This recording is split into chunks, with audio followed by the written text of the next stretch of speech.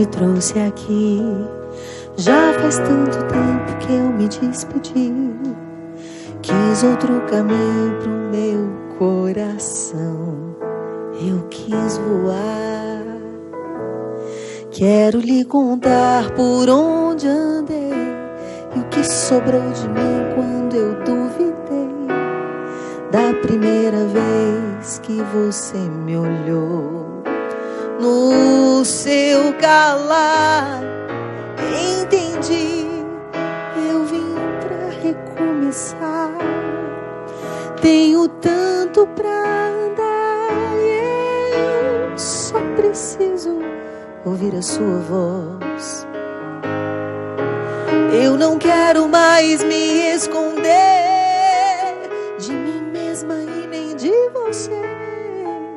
Ainda há tanta vida por viver.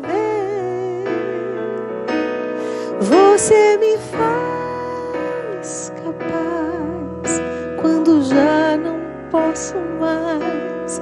Você me faz voar quando não posso nem andar. Seu amor me faz seguir quando nem sei por onde ir. Quando penso que estou só, ouço seus passos por aqui. Você me faz capaz quando já não posso mais. Você me faz voar quando não posso nem andar. Seu amor me faz seguir quando nem sei por onde ir. Quando penso que estou só, ouço seus passos por aqui.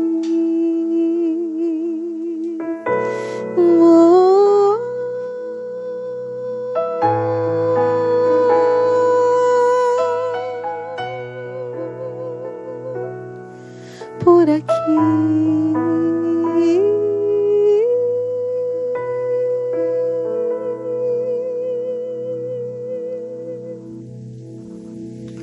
Muito boa noite, é com muita alegria que nós começamos mais um programa de direção espiritual, hoje ao vivo aqui de Campos do Jordão, com essa presença abençoadíssima entre nós, meus amigos, minhas amigas que vieram também de diversos lugares do Brasil para acompanhar este programa, pagaram o ingresso caríssimo, que é a confiança.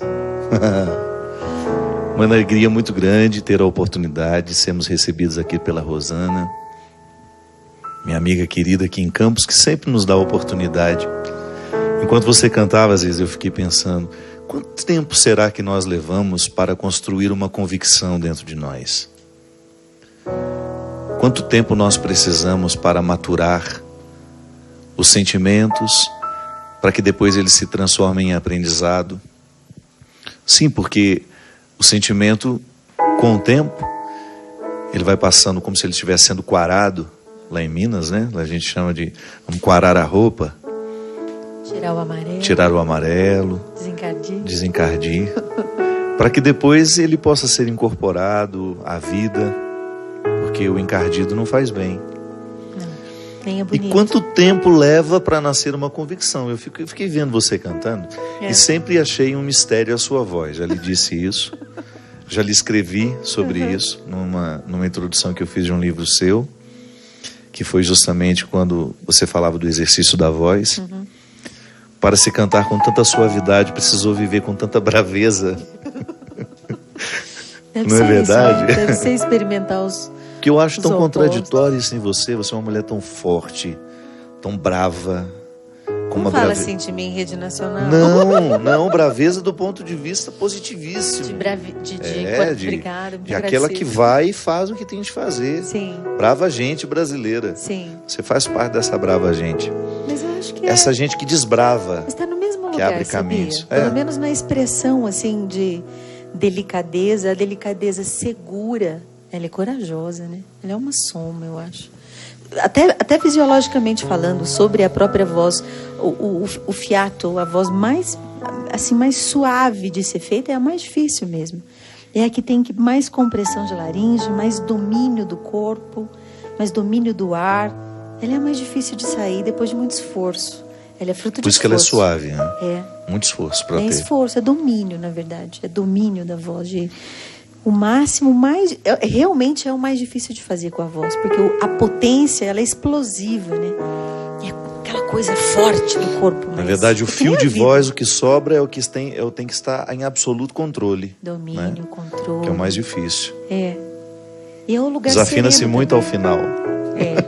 É, porque a gente dá uma tremida, né? Bem isso. Muito. E talvez seja o mesmo... Não sei, acho que é a mesma coisa na vida. Era aquilo que eu mais escutava quando a Ziza dirigia minha voz quando eu estava gravando. Desafinou no final, pensei. A vida inteira eu escutei isso. Manter o afinado até o fim. Ziza, é interessante porque a disciplina que se pede para ter uma boa voz, ela se exerce também na disciplina para se ter uma vida espiritual, uma vida emocional, nossa, eu acho afetiva. Quantas vezes eu já cheguei à conclusão mais uma vez e de novo, que é a mesma coisa praticamente. Eu também a paciência para lidar não. Com a gente mesmo, para aprender algo, eu acho, o caminho do estudo. E ainda mais quando ele é musical, que envolve afeto, que envolve emoção à flor da pele, envolve o domínio de si, para dizer exatamente aquilo que se quer dizer. Nossa, é uma escola de vida, escola de paciência, escola de tolerância comigo mesma. Acho que a cor da voz é realmente a cor da alma, o jeito que está a alma exato naquele momento, no jeito de cantar. Pelo menos eu sempre enfrentei assim, encarei assim. Quanto você precisou duvidar para estar aqui? A música fala disso, né? Muito.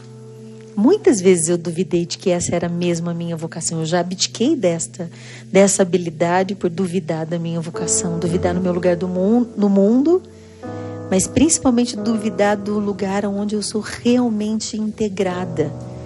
Cada coisa está no seu lugar quando eu canto. Não tem coisa melhor no mundo que sentir. Acho que é dar aula e cantar, né? É um lugar onde eu sinto assim, meu Deus, se eu morresse daqui 5 minutos, eu estou exatamente no lugar onde eu devia estar, fazendo o que eu devia fazer, vivendo o que eu devia viver, do lado de quem eu devia estar. É uma sensação muito boa, de ajuste, de segurança, É aquela história que quando a gente realmente encontra esse lugar, a gente está disposto mesmo a perder, a sofrer. É aquela história de que quando você corre porque quer, você não cansa, né? Você não cansa porque você quer correr.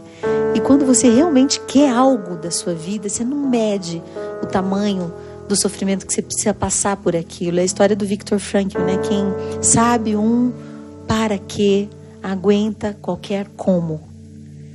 Então eu acho que é isso. Quantas vezes eu já duvidei desse lugar e hoje eu acho que eu pago um preço alto para não me perder dele, porque eu encontrei. E ele é interno, ele não é fora de mim, ele não é num lugar glamouroso, não é cantando para 1 milhão de pessoas ou milhões como a gente já cantou. Não é andar pelo mundo afora. Adoro andar pelo mundo afora para cantar, graças a Deus. Mas é incrível, a gente sabe quando a gente está fora da gente, desajustado da gente mesmo, quando a gente faz muito bem algo ao ponto de enganar alguém. A gente engana bem, né? Assim, só que a gente sabe, a gente é a nossa única testemunha diante de Deus. E esse é um lugar delicioso, eu digo com propriedade hoje, e a minha propriedade é o tamanho de sofrimento que eu tive que viver e aprender e apanhar para entender que esse é o meu lugar no mundo. Esse é o meu lugar no mundo. A pior descrença que nós podemos experimentar é a que nós fazemos interiormente. Quando você percebe que o que você diz ao outro não é uma verdade para você, e o que você ensina você ainda não aprendeu. Que é uma farsa, né? Uma farsa. E ela cansa. Demais. A farsa é pesada. Eu acho que nada pode nos matar mais do que isso. Quando você percebe que todo o empenho da sua vida está justamente no não lugar, no não ser. Falta o conforto justamente de você perceber que a sua atuação está sendo você mesmo. É confortável ser a gente mesmo. Nossa, eu me lembro que não tem muito tempo que isso me ocorreu, quando eu percebi que eu podia ser para o maior número de pessoas aquilo que eu era na minha particularidade. Como isso foi libertador, porque durante muito tempo eu acabei tendo muito receio de mostrar-me ou de ser como eu sou para os meus amigos, esses que estão aqui, que me conhecem na minha intimidade. Que você, na vida pública é difícil. A vida isso, pública, né? Saber sempre essa tem régua, né? Sim, justamente, essa régua é muito difícil você encontrar a medida dela. Até que ponto eu estou preparado para ser verdadeiro e me preparar, eu tenho que estar preparado para ser verdadeiro e depois um outro preparo para dar conta de sustentar a minha verdade. Mas sabe o que eu Porque aí penso, virão às vezes? todas as manifestações Talvez a gente em toda tenha, essa verdade. talvez a gente tenha sido educado de que ser sincero é ter que dizer tudo. Não, ser sincero é ter o direito à discrição e escolher exatamente o que deve ser dito em cada circunstância. E eu tenho direito ao segredo. Eu tenho direito à privacidade. Eu tenho direito de que quando alguém me pergunta, eu tenho direito de dizer, não estou querendo te contar. Não é uma pergunta que você nem deveria ter me feito, né? Às vezes o desconforto desse lugar você deixa a pessoa perceber. Se ela perceber, mas sinceridade faz uma cara para ela, né? Ela já vê. É. Mas sinceridade é um lugar de descanso, não é um lugar de esforço. É, verdade. O esforço é a gente manter aquilo que a gente não é, uma força super... A sinceridade é descanso, é verdade. É, só que a gente entende que sinceridade é ter que dizer tudo. Porque é despretensioso, é muito despretensioso você não precisar criar um aparato para o outro lhe perceber. Não. Você lembra Sou eu, e ponto. Lembra do encontro de Jesus com a samaritana, quando ela tá montada no personagem, né? Assim, ele pede, dá-me de beber, e ela responde, quem é você para me pedir assim, um copo d'água? E ele responde, eu acho sensacional a resposta de Jesus, quando ele disse assim, se você soubesse quem te pede, você não precisaria voltar aqui e carregar esse cântaro tão pesado sempre. E aí começa o discurso, começa o diálogo entre os dois, e ela não precisou dizer porque ele já sabia. Então tem coisa que a gente não precisa dizer porque ele já sabe. Ele foi desconstruindo de uma forma que ela foi ficando à vontade, né? Não foi uma desconstrução afrontosa, que pareceu invasiva, não. Primeiro ele começa a mostrar a ela que ela estava diante de alguém que ela poderia confiar. Isso é fundamental. E a gente sente isso das Porque pessoas, né? Como é que se estabelece aquela confiança? Quando ele pede para ela o que só ela pode oferecer naquele momento. Não tinha mais ninguém ali. Não tinha mais ninguém. Era ele e ela. Ele, ela e o poço. E o poço resguardava aquilo que era o ponto de encontro. A tradição de Jacó, o poço de Jacó, como uma referência ao Antigo Testamento, a antiga vida daquela mulher, a tudo aquilo que representava a tradição religiosa, que muito mais lhe causou prejuízo do que satisfação. Ela estava excluída por ser mulher, por ser samaritana. Então ela era aquela que pegava o que sobrava, né? Justamente. E depois todo o significado do que Jesus vai pedindo e sobretudo do que Jesus vai oferecendo enquanto pede. Santo Agostinho dizia isso de maneira muito simples e ao mesmo tempo sofisticada, que Deus só nos pede aquilo que já nos deu. Então, é maravilhoso. É lindo isso. Eu adoro. Quando eu vivo a experiência de uma devolução. Então tá bom, se Deus hoje me pede este programa, é porque de alguma forma Ele já me deu. Já está em você. Já está em mim. Se Ele me pede essa música, é porque ela já está colocada em mim. Então tudo que eu vou vivendo é uma experiência de devolução. E na experiência de devolução, ou eu experimento a gratuidade, ou eu vou me sentir sempre no prejuízo de estar dando algo o tempo todo. Que é aquela coisa da reclamação sempre. Justamente. Sempre quem reclama demais faz muita conta, né? E a sinceridade, essa satisfação de ser quem a gente é, que eu acredito ser um fruto do Evangelho. Mais cedo eu e Ziza gravamos um programa e nós falávamos justamente do quanto que o conteúdo cristão facilita a dinâmica da vida humana. Não no sentido de torná-la... não. Quando eu digo facilitar, é possibilitar. Não é tornar mais fácil, é tornar possível. Todos os elementos que eu encontro em Jesus são altamente benéficos a mim. Todos. As instruções de Jesus são benéficas. Eu vejo nessa mulher que você cita, que para mim é um dos encontros mais bonitos da Sagrada Escritura. Eu sou apaixonada por esse trecho. É um dos momentos mais bonitos do Evangelho, justamente porque ali você tem um encontro do Antigo e do Novo, uma representação muito simbólica de tudo que Jesus faz na nossa vida, de todo o contexto legalista, do qual ele vem nos resgatar, e aquela mulher esmagada pela legalidade, absolutamente negada no direito de ser quem ela era. E de repente chega alguém que proporciona a ela o direito de ser quem ela era. Ser livre seja até dela samaritana, mesma, né? seja mulher, mas por favor, descubra o elemento fundamental que vai valorar tudo isso, que até então ela não conhecia, que era justamente o amor. Já tinha passado tantos homens na vida dela e nenhum havia despertado nela essa capacidade de se amar, porque o amor que nos ama de respeito é o mais próprio, né? Justamente, o amor que nos ama é o amor que nos ensina a nos amar. Então essa dimensão tão fecunda de Jesus com ela foi um encontro para proporcionar a verdade. Toda e qualquer mudança que tiver que acontecer depois na conduta daquela mulher, que a gente sabe que aconteceu, precisou num primeiro momento ser amado por ele. Jesus e as perguntas fantásticas, né? Você pode me dar de beber? Esse crédito que eles nos dá sem que a gente perceba. Às vezes a gente se sente convidado para fazer alguma coisa, por exemplo, na igreja, ou no trabalho, ou com alguém, ou para alguém. E a gente sempre tem aquela pontinha de dúvida, assim, ai, será? Eu não dou conta. E aí vem todas aquelas vozes de descrédito, de desconstrução, de levar a gente para um lugar que não é nenhum, né? Eu gosto muito de pensar que ele sempre me pergunta aquilo que eu ainda não vi, que eu ainda não sei, que eu ainda não consegui, mas que ele já viu conseguido, que ele já viu pronto, que ele já viu conquistado. É um lugar que me constrange, é uma pergunta que me faz dizer exatamente isso que a canção diz, que ele me faz capaz quando eu não posso mais. Ele me faz voar quando eu não consigo andar, ou mesmo se eu já tenha feito as besteiras que a gente comentou ali no jantar. Coisas da vida que você pensa. Aliás, gente, nós só estamos aqui por obra da misericórdia. Nós acabamos de comer tanto. Foi um jantar tão bom que eu estou aqui com a sensação de que eu já devia estar dormindo há muito tempo. Mas como tinha o programa e tinha muito tempo que eu estava ausente, eu não posso deixar o povo sem. Aliás, Ziza, antes de você continuar esse assunto, eu gostaria que o Christian se apresentasse, porque tem tanto tempo que ele não vem aqui. Mas eu quero que ele fale uma coisa. Contigo. Por favor, leve esse microfone, que eu quero que o Brasil agora saiba. Boa noite, Christian. Boa noite, meu De onde amigo. você acabou de chegar? Eu não posso. Fala. Eu fico o ano todo aqui. A primeira vez que eu viajo, ele... De onde você acabou de chegar, Christian? Eu, da Riviera Francesa.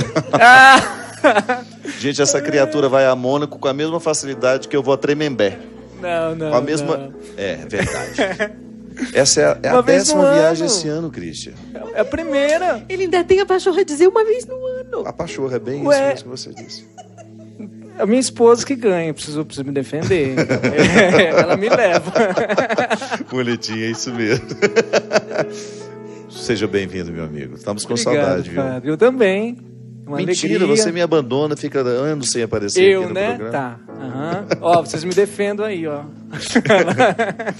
Muito obrigado pela sua presença, viu, nesse programa hoje aqui especial. Olha lá no fundo, lá no DVD que tá passando, aí Olha você. lá, gente. Tá vendo lá, ó? A gente não sabe nem pra onde que aponta, porque tá tudo meio torto aqui.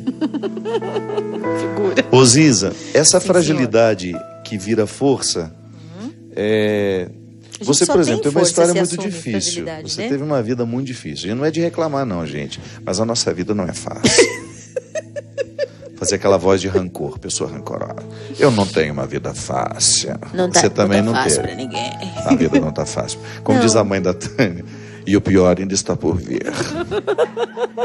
Gente, a Laíde uma vez me fez rir tanto. A Laíde tá operada. Lá fez assim. É hoje, né? Você para de baixar a cabeça, Laíde, que eu fiquei sabendo que você tá baixando a cabeça toda hora e não pode. Fez uma cirurgia de catarata, Tânia. Encontrei Laíde, até tem uns 15 anos isso. Parei o carro lá na frente, né? E ela veio assim na janela, com aquela cara de Nossa Senhora das Dores. Porque o mineiro, quando dá pra dar aborrecido, é aborrecido de verdade. Aborrece E mesmo. ela estava aborrecida por algum motivo. Então tinha muito tempo que ela não me via, ela não demonstrou nenhuma alegria. Ela já veio, parou na porta do carro, me olhou assim. Laíde, que saudade de você, como é que estão as coisas? Nada bem. Ficou me olhando fixamente. Aí uma pessoa te derruba, né? Nada bem. O que você vai falar? Pode piorar, Laís. E foi justamente o complemento dela. Mas a gente sabe que o pior ainda está por vir. Meu Deus do céu. Mas a vida, mesmo não sendo fácil, nós não temos rancor com ela. Não. E é isso que eu vejo em você, assim, conheço a sua história, sei o quanto ela já foi difícil, e sei que muitas pessoas que nos assistem, que também passaram por dificuldades, por lutas, também gostam de enfrentar a vida sem rancor, o que eu acho que é uma sabedoria. Toda vez que eu metabolizo o acontecimento e jogo fora o que não valeu a pena e absorvo os nutrientes emocionais, espirituais, históricos, eu estou me beneficiando, né? A construção dessa força na fragilidade é sempre tão contraditória, Ziza. Eu não sei, não sei te explicar onde foi, em qual momento que Deus me fez forte. Mas eu sei exatamente que sem assumir minhas fragilidades e aonde eu sei que eu sou limitada, eu não sei ser forte direito, porque vai ser talvez uma força falsa, né? Uhum. Mas uma coisa que eu aprendi, e eu acho que tem sido talvez o melhor remédio que eu tenho tomado na vida. Quem tem posto a mão no arado, não olha para trás. E eu entendi que eu não tenho que ficar olhando para trás. Eu tenho que reconhecer minha história, eu tenho que escrever a minha biografia com dignidade. Eu tenho que assumir quando eu vou me lembrar rindo de mim mesma, das besteiras que eu já fiz, como algumas que a gente comentou há pouco. Várias. Não fale assim, meu padre. Mas eu não tenho o costume de ficar lamentando um erro que eu cometi ou alguma coisa que não deu certo. Mas eu entendo tanto que é para frente a direção. Eu levo a sério mesmo isso do Evangelho. E às vezes eu até esqueço de coisas que eu deveria me lembrar para me proteger mais, ou de coisas, ou situações, ou pessoas que já me fizeram mal. Mas eu prefiro andar para frente, prefiro ser movida à esperança e prefiro ouvir de verdade esse movimento micro, às vezes, da minha alma, dizendo que às vezes eu não devo passar o tempo de um credo do lado de algumas pessoas. Mas não significa que eu não devo amá-las. Amar é uma obrigação, gostar é uma opção. Então amar é dar a vida por alguém, mas não conviver. E nem, não é com todo mundo que eu... Né? Isso, eu não sou obrigada a ter simpatia ou gostar, ser queridinha, sabe Falciane, sabe, né? Não, eu não sou obrigada a isso não. Agora, o amor é um mandamento, porque ele é uma opção que me deixa livre. Porque o amor é o respeito. Essa dimensão que nos é obrigatória por um mandamento, é o respeito pelo outro. E às vezes o respeito é deixar o outro ir. Justamente. Porque às vezes a gente vive... Sei quem ele é. Ele é diferente de mim, eu não vou interromper isso, apenas não participo. Ou ele faz se ele escolhas quiser sair que não da são minha as vida, minhas. eu preciso dizer, vai com Deus. Se voltar... Como dizia Roberta Miranda. Como é que é? Vá com Deus. Vá. O amor já está. Vá com Deus. Mas e não é? Por que a gente tem que segurar alguém? A gente não precisa mendigar amor. A gente merece amor. E quando o lugar do merecimento é livre. E aliás, quando você percebe que há uma mendicância, você pega implicância. Para virar uma rima. Eu tenho. Quando você percebe que ali existe uma mendicância, naturalmente brota uma implicância. Porque é um observar de uma situação que não é favorável ao outro. E quando você percebe que você também causa isso, é muito desagradável, né? Porque é aquilo que a gente brincava hoje, né? Da relação com o ídolo. Às vezes o outro olha para aquele que admira e ele quer ser ele. E ele admira até o momento em que ele corresponde. Irreal, né? Isso é tão irreal. Isso gera uma mendicância muito desagradável. Não é amor isso. Acho que esse é um termômetro super legal de a gente ter. De a gente observar quando a gente está pedindo demais, mesmo sem perceber. Mesmo sem verbalizar. Mesmo sem ser tão explícito. Porque às vezes só está do lado de alguém, você está pedindo. Você está pedindo. E a pessoa dá passos, você nem percebe que ela deu passos, né? Para sair de perto. E eu acho que isso, ter a mão no arado, é assumir minha própria vida, andar. E muitas vezes a gente tem medo da solidão. Medo de sentir o nosso próprio caminho. Mas esse caminho que é meu, é só meu. Mas não tem ninguém para carregar aqui para mim. Não tem ninguém para decidir aqui para mim. Não tem ninguém para escolher no meu lugar. Não acredito que eu vou ter que fazer isso sozinha. Vou ter que viver sozinha. E quando a gente entende que esse é um lugar livre e que ele pode ser leve e que ele pode ser todo entregue a Deus, você entende o que é andar sem olhar para trás com amargura. É isso mesmo. Senão a gente fica com aquele dedo assim, sempre nos acusando, sempre lamentando o que aconteceu, e você não solta muita gente. E a vida vai realmente ficando pesada. E o peso da vida não é a gente mesmo. São, acho que, muitas pessoas que a gente carrega no lugar da gente mesmo. Eu gosto muito da frase do Martim, que ele dizia assim: ama o teu próximo como a ti mesmo, mas não ao invés de ti mesmo.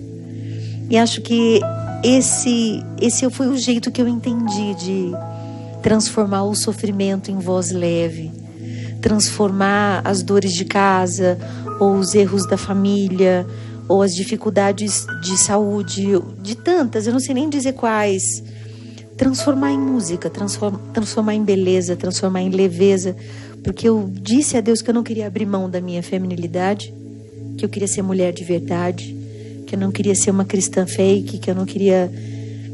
Eu queria que a mesma pessoa que entra na minha casa e senta no sofá e come uma bacia de pipoca assistindo Netflix, é a mesma que está aqui do lado do meu amigo, do lado de tanta gente querida.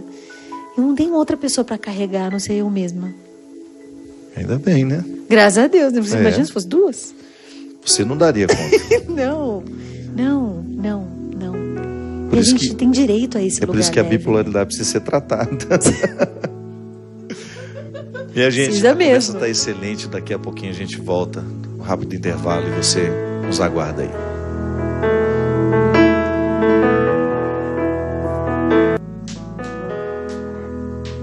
Estamos de volta com o programa Direção Espiritual. Muito obrigado a você que nos acompanha.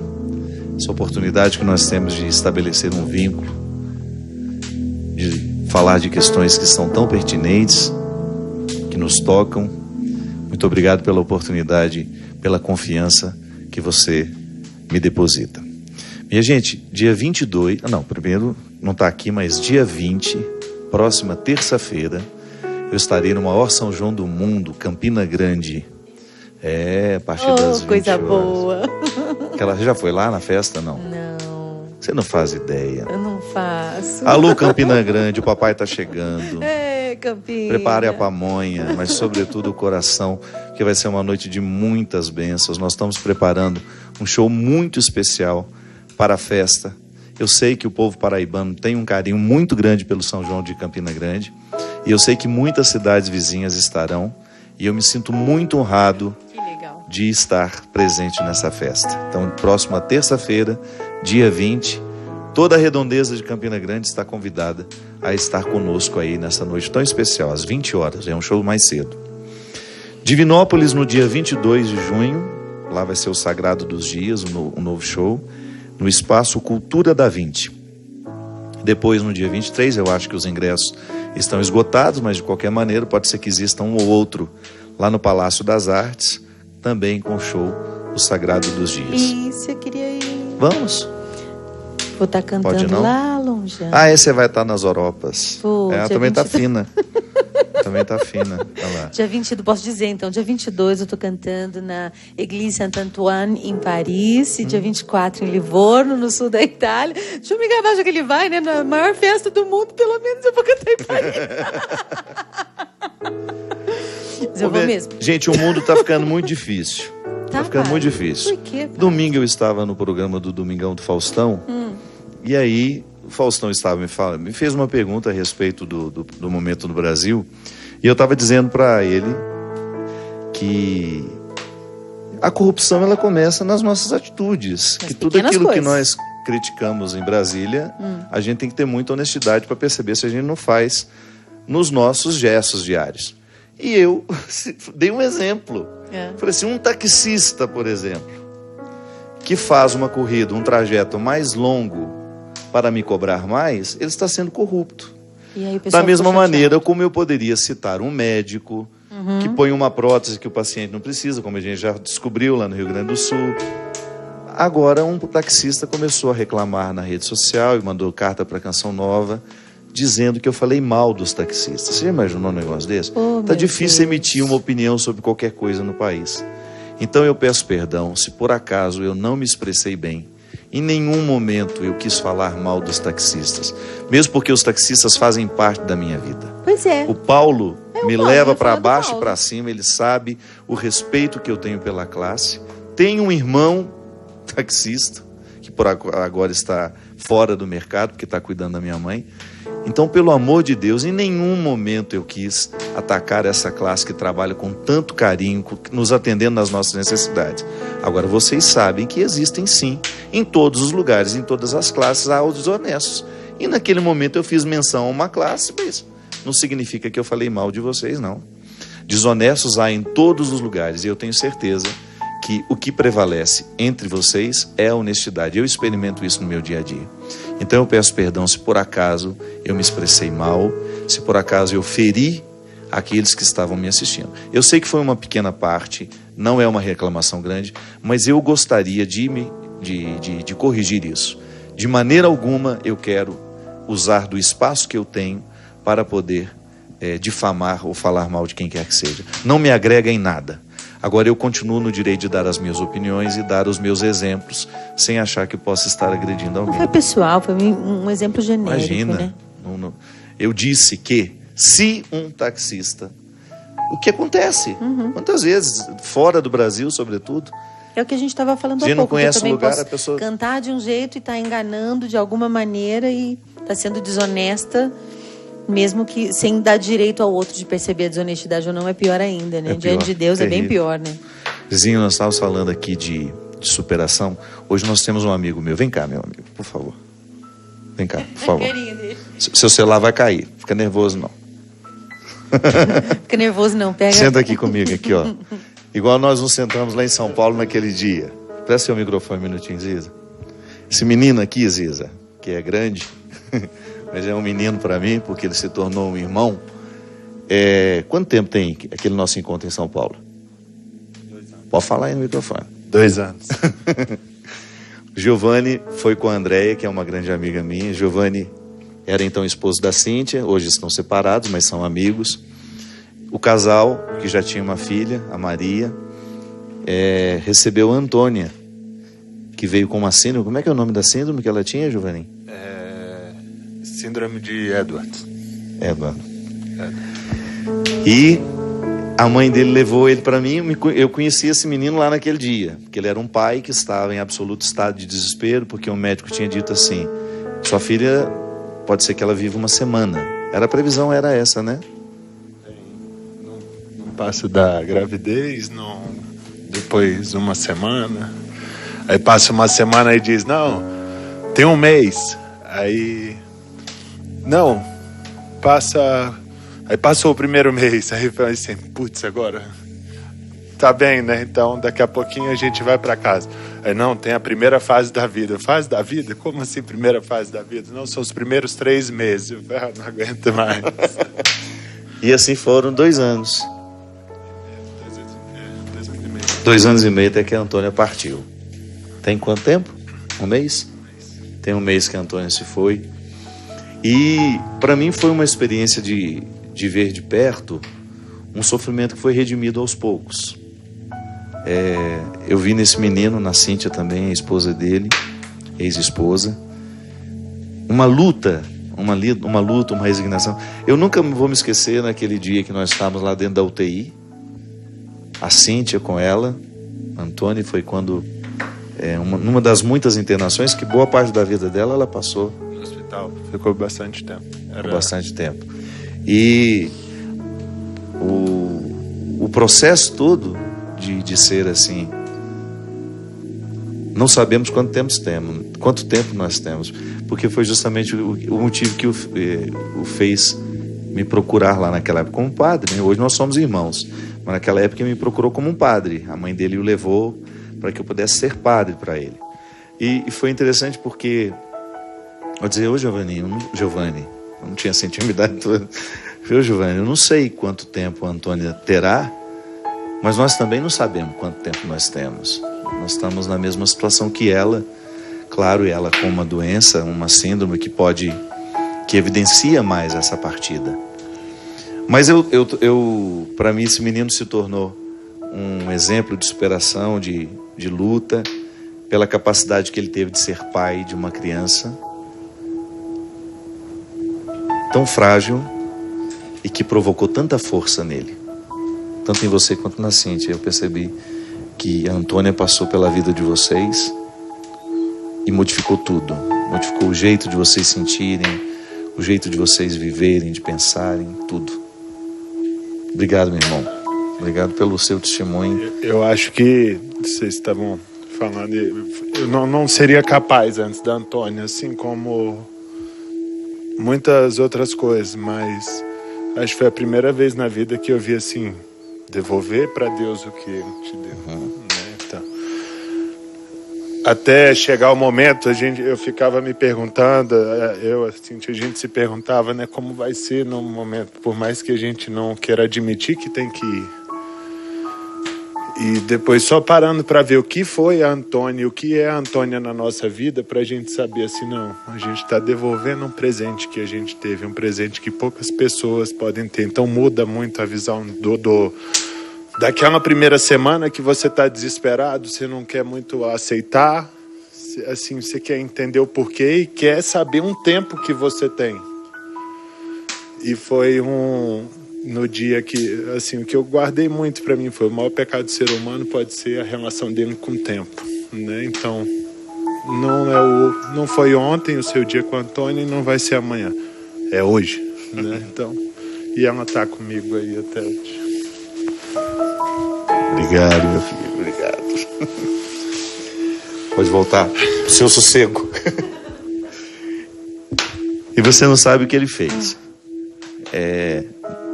Alguns dias depois, após a morte dela, eu até publiquei no meu Instagram um texto que ele escreveu para Nossa Senhora. E nesse texto ele pedia que Nossa Senhora fizesse por ela a continuidade da vida. Leve a Antônia para pisar na areia do mar, para pular as ondinhas. Leve para fazer tudo aquilo que os limites dela não permitiram. Você sabe, Ziza, que foi uma das coisas que mais me tocaram na vida. Olha que eu já li muita coisa. Eu disse para ele: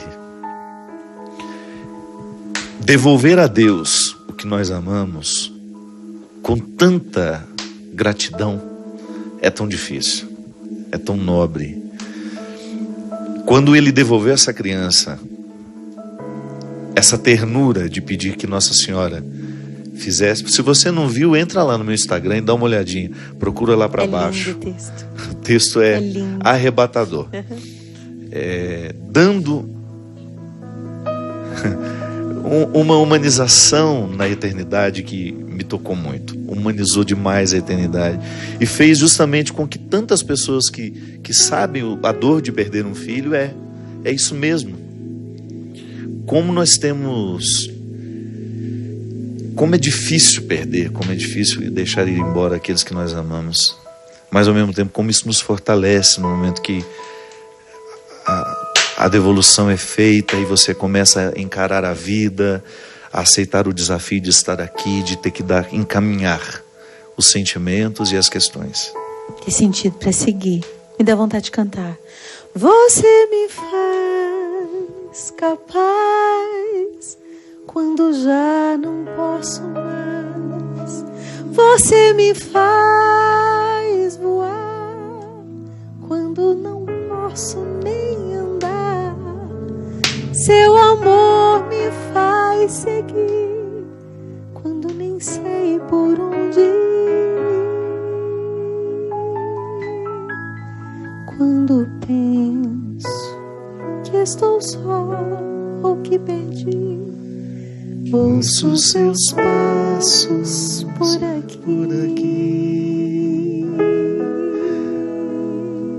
Tomás de Aquino não, São João da Cruz dizia que o que nós podemos conhecer de Deus são as pegadas de sua ausência.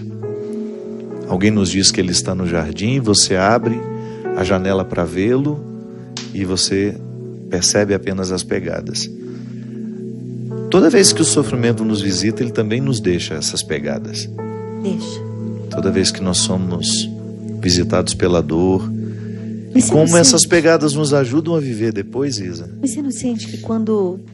Giovanni pode falar mais até que a gente, mas é um lugar onde Deus fica tão perto. Porque a gente se deixa tão real na mão dele. Tão do jeito que a gente é mesmo. É difícil soltar, é difícil perder, é difícil entregar. Mas quando a gente entrega, esse é o nosso lugar. Esse é o nosso lugar. É um lugar difícil. Há 1 ano só perdi meu pai. E eu não entendia que dor que era da morte. Eu não sabia que dor era essa. Nunca, não tinha sentido. Mas eu posso dizer que a minha vida mudou depois. Nunca mais eu fui a mesma. É verdade que ele disse que o tempo é agora. E a ansiedade é uma tentação diabólica. Que a gente tem que ficar aqui agora. A ansiedade me leva para frente ou para trás ou para algum lugar que não é agora. E é por isso que a dor é tão sagrada. E o sofrimento é tão... Ela quebra o passado e o futuro, né? A dor é só agora. Ela planta a gente aqui agora. Bendito ser humano que entende que a dor é o único caminho de amadurecimento. A gente não amadurece, não dói. É incrível, a gente não sabe crescer sem ouvir o não ou sem perder, sem deixar ir. A dor tem que ser nossa amiga. É difícil. Mas esse é o lugar sagrado de estar em pé. Isso é estar em pé diante da cruz. Eu acho que são dos momentos que eu me sinto a mulher mais bonita, mais inteira, Mais verdadeira. É quando nada em mim diz mais do que deveria dizer. E é quando dói. É quando eu canto melhor. É quando eu amo mais. É quando eu me renuncio e deixo ir. A dor é sagrada, Padre. Eu experimentei isso muito quando, dentro de uma UTI em Belo Horizonte, eu visitei uma menina, Carol, que estava prestes a morrer. Uma moça bonita, Ziza, com uma bactéria, uma super bactéria devorando o seu organismo, a sua imunidade, a sua vida. Eu olhei para aquela moça, que foi interessante porque estavam na porta da UTI a tia e o namorado dela, e eles me pediram que eu fosse lá dentro. Eu estava atrasado e eu ingenuamente falei assim, eu posso voltar amanhã? Eu tinha acabado de sair para visitar uma pessoa amiga. Aí eu percebi no rosto deles que talvez não tivesse o amanhã. Aí eu entendi, não precisei perguntar. Tá bom, eu vou voltar lá agora então. Aí vesti uma roupa toda especial, porque ela estava numa ala de doenças contagiosas. E quando eu cheguei lá, aquela menina, tão desprotegida, tão bonita, tão sem os acessórios que faziam parte da vida dela, só aquele pijama do hospital. Mas eu me reportei ao closet dela, sabe? Aos sapatos, aos vestidos, às maquiagens. Eu sabia que aquela menina tinha tudo isso, mas naquele momento, nada poderia salvá-la. Ela não precisava de nada, de todos aqueles acessórios que certamente ela tinha, que estavam em casa. E ela me olhou, Padre Fábio? Eu falei, sim, Carol. Aí ela se assustou por eu saber o nome dela.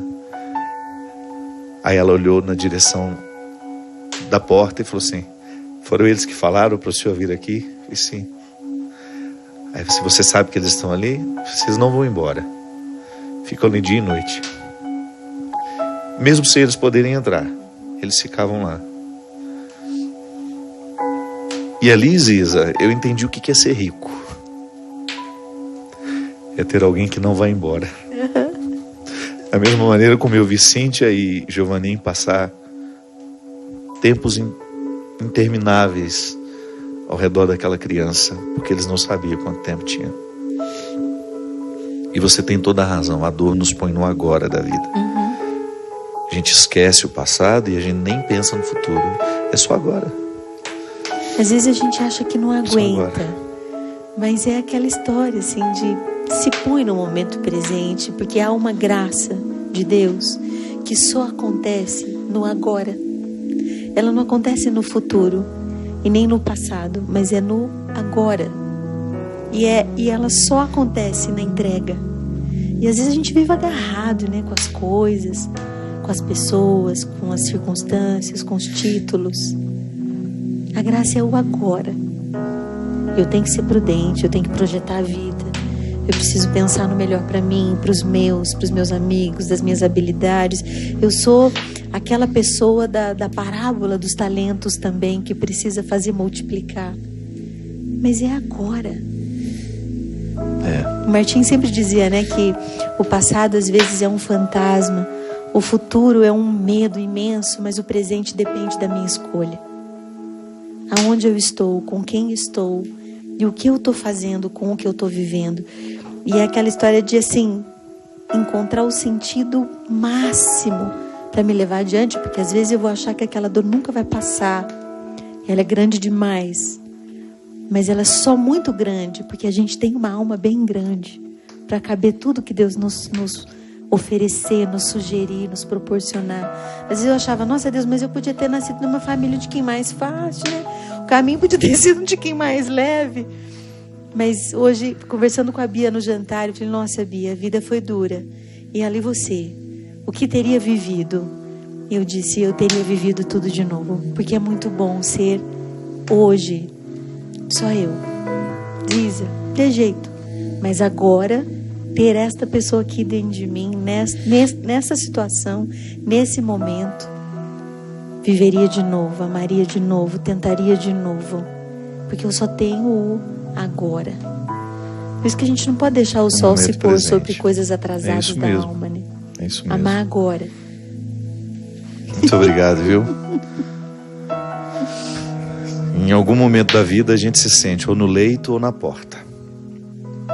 Em algum momento. Há sofrimento nos dois lugares. Nos dois. Naquele que sofre e naquele que presencia. E naquele que entra também, né, naquele padre? Que entra. Que não tinha nada com a história e passou a ter. São os melhores envolvimentos. Sim. São os que toda fazem vez... o sacerdócio valer a pena, né? São com certeza os momentos onde você mais se sente padre, né?